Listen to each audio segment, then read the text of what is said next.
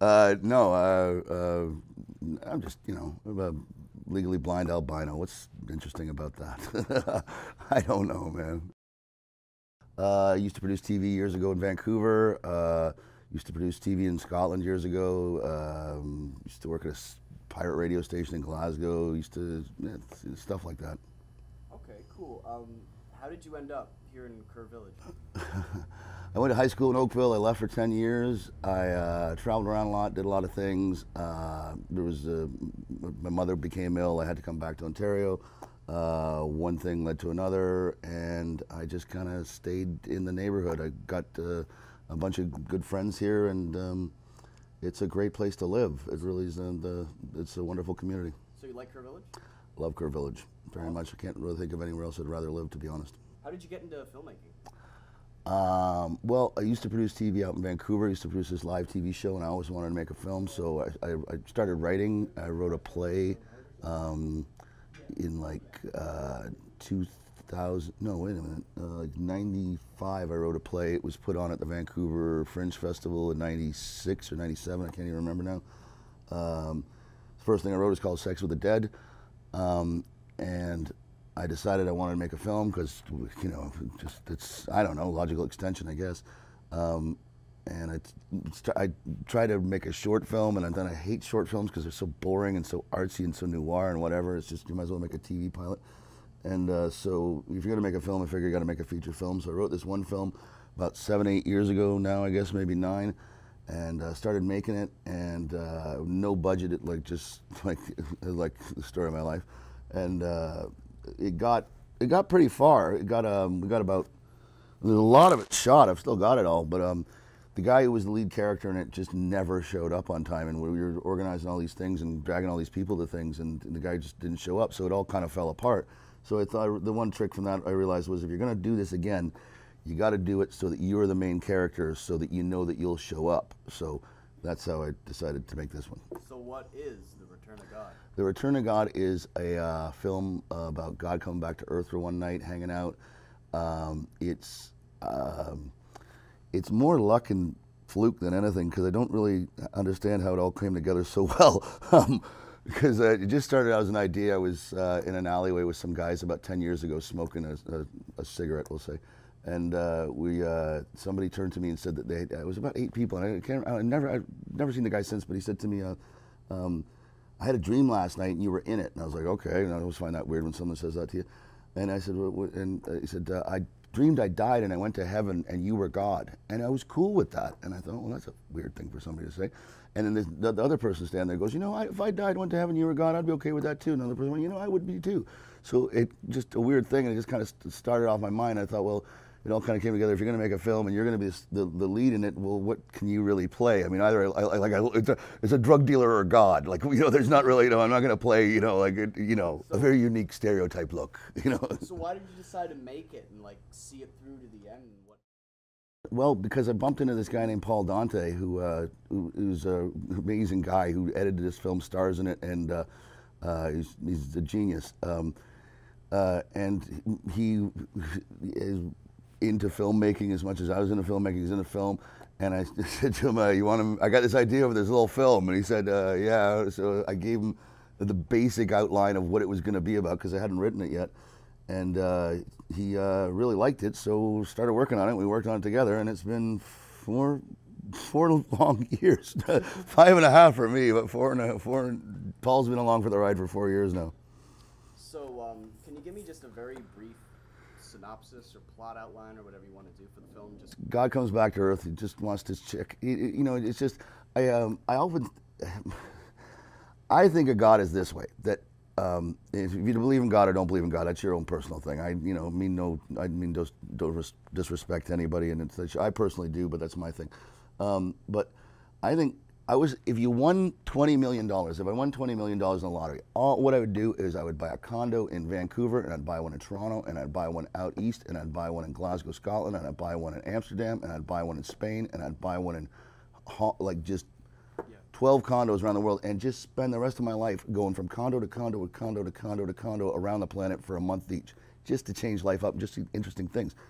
And I think that's what God is kind of like with the planets in the world, where, you know, he created it all, but he doesn't come by every day, and he just every once in a while just checks in and goes and sees what, you know, the wonder of his own creation. And so he comes back to Earth for a night, check it out, just hang out, just wants to say hi, you know, sees things, and he bumps into his ex-wife, who is the devil, and she's, you know, God hasn't been by in a while lately, and I don't know if you've looked around or whatever your personal belief in is, but, you know, if you're to believe in a God and to believe in a devil, the devil's winning hands down on this thing, because, I mean, the world's just gone. You know, I sound like an old man going, oh, in my day, but the world's crazy, and it's, you know, so they make a bet for the future of humanity, because, well, if they don't, it's, you know, it won't end well. Anyway. And you play God in this film. I play God in this film, yes. It's very, yes, because there's not much else I could play.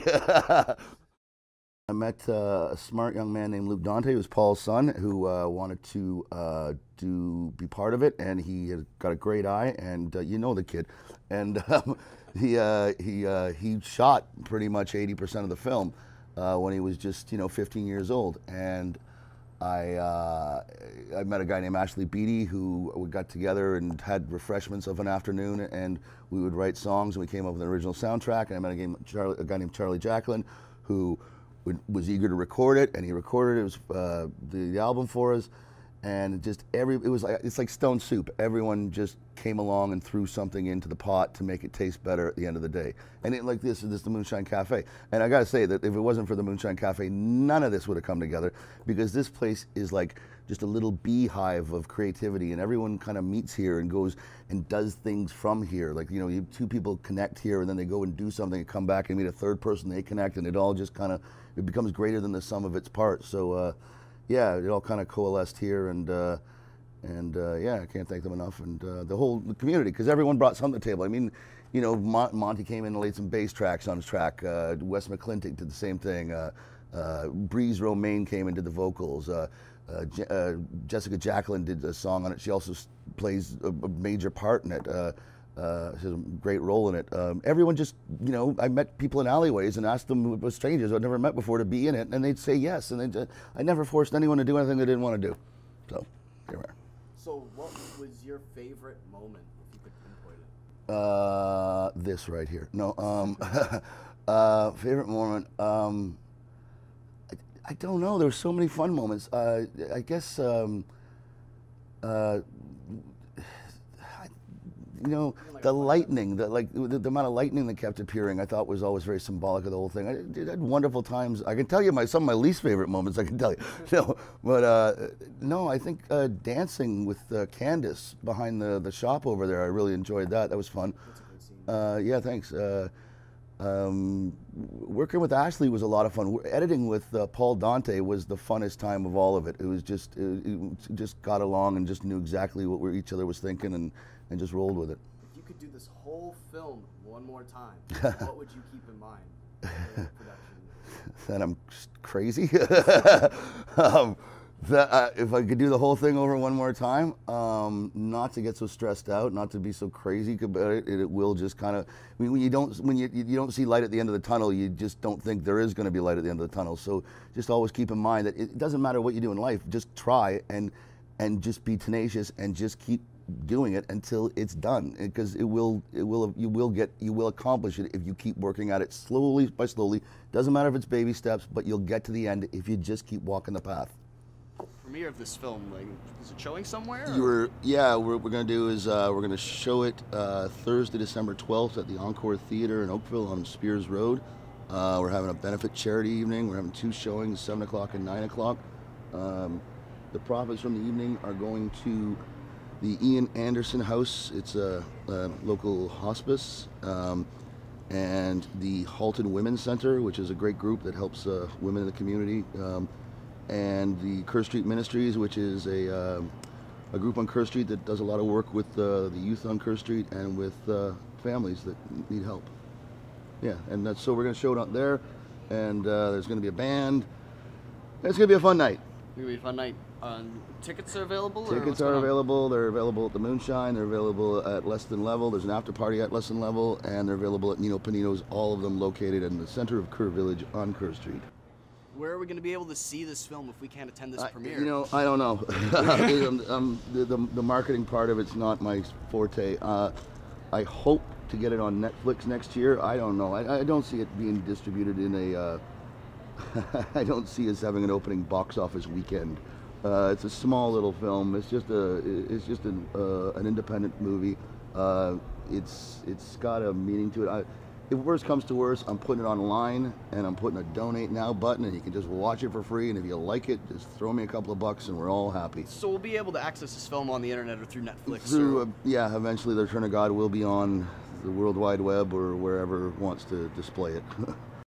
Any other advice you can think of to give to young filmmakers? Come with it. Write a decent script first, and if you get a decent script, then it pretty much can take care of itself from that point. Garbage in, garbage out. If it's not a good script, there's no point in making it. Always try and have a soundtrack, because that makes all the difference, man. A good soundtrack will make an independent movie look like a Hollywood production in a few easy songs.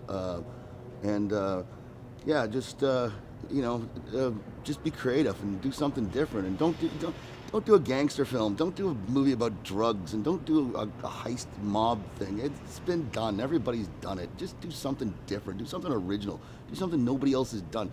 Take a chance. Do something. Do something you're a little afraid of. Do something a little cutting edge. Do something a little edgy. Do something a little. Make people uncomfortable. Make them cry. Make them laugh. Make them feel something. Yeah, I want to thank you guys for coming out and doing this. This is really nice of you guys. I hope you guys come and see the film. I hope